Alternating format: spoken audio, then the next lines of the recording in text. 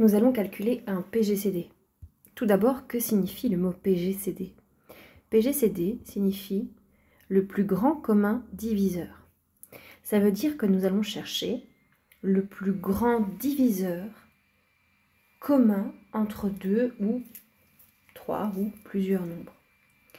Nous allons donc regarder dans les diviseurs. Alors, il y a une technique que nous avons vue qui consiste à décomposer en facteurs premiers chacun des nombres.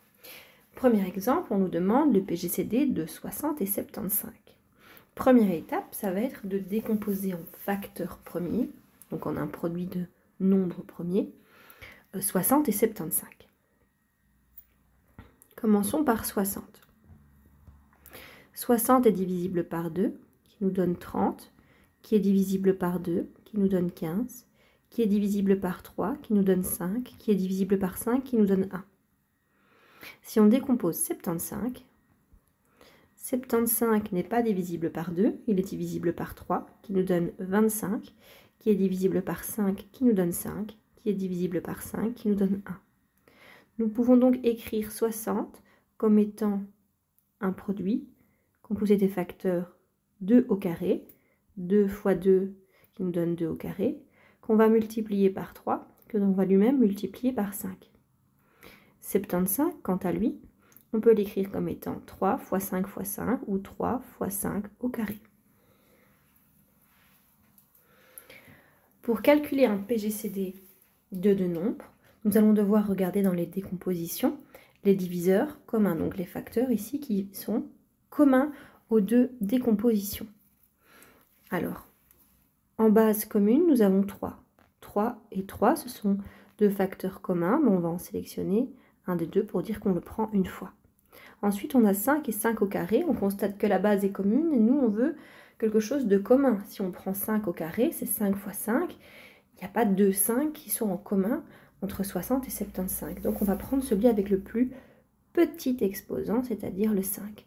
Le PGCD de 60 et 75, c'est donc 3 fois 5 qui nous donne 15. Quand on cherche à calculer un PGCD, on va donc regarder dans les décompositions ce qui est commun, donc on va chercher les facteurs communs avec leur plus petit exposant. S'ils ont exactement le même exposant, alors on en sélectionnera un des deux. Calculons maintenant le PGCD de 28 et 52. Nous allons décomposer 28. « 28 divisé par 2, 14, divisé par 2, 7, divisé par 7, 1. » Nous allons maintenant décomposer 52. 52 divisé par 2, 26, divisé par 2, 13, divisé par 13, 1. 28 est donc égal à 2 au carré fois 7. 52, lui, est égal à 2 au carré fois 13. Nous allons donc maintenant regarder les facteurs communs affectés de leur plus petit exposant. En facteur commun, on a le 2, la base est commune, on va chercher celui avec le plus petit exposant, ce sont les deux mêmes exposants, donc on en prend un des deux. Le PGCD de 28 et 52, c'est donc 2 au carré c'est 2 fois 2 qui nous donne 4.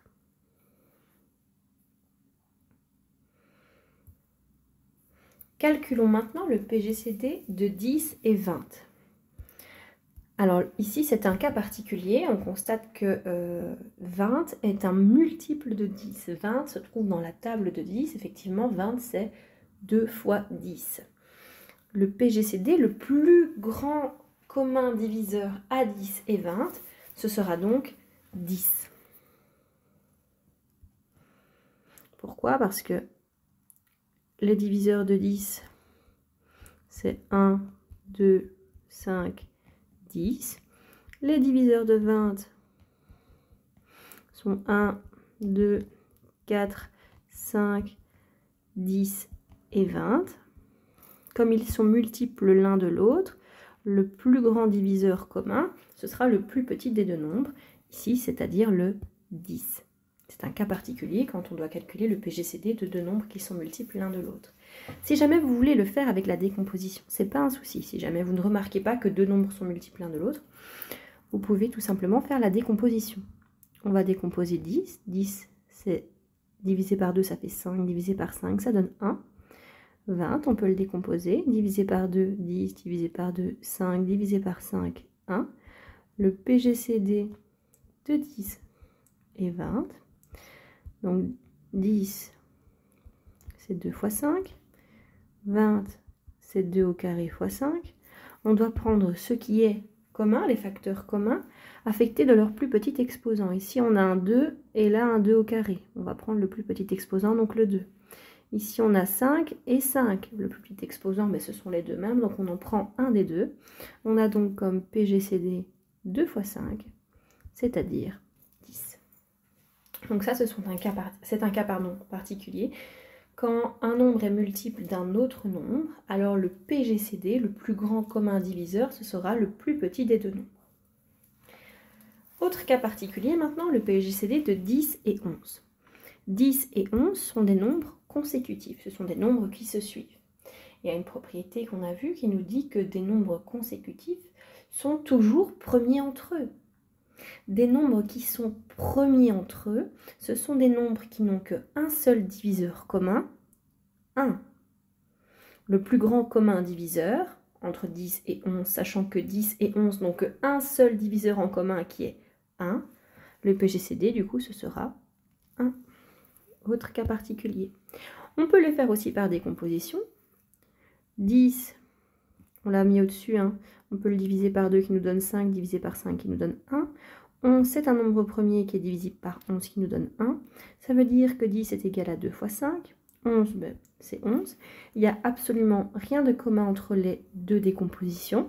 Ça veut dire que le PGCD vaut 1.